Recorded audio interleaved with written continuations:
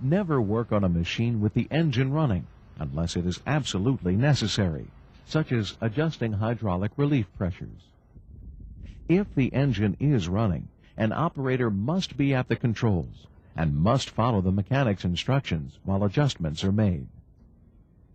Hydraulic relief valves should always be set to the manufacturer's instructions. Structural or hydraulic failure could result from excessive pressure. Low pressure could cause a loss of control. These are both dangerous situations.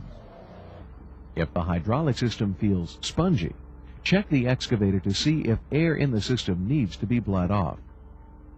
If it is necessary to disconnect any hydraulic fluid lines, place the boom on the ground or support it. Shut down the engine. Release any pressure on the hydraulic reservoir and move pedals and control levers repeatedly through their operating positions to relieve any further pressure. Consult with the manufacturer for the proper procedure to relieve hydraulic fluid line pressure on machines with pilot-operated control systems. Hydraulic fluid and air may shoot out at high speeds if pressure, which can linger in circuits long after the engine is shut down, is not released correctly.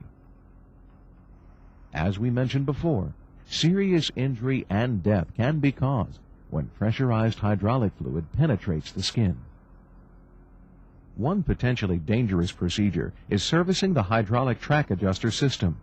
Be sure to follow the manufacturer's guidelines on how to bleed pressure from this system before taking anything apart.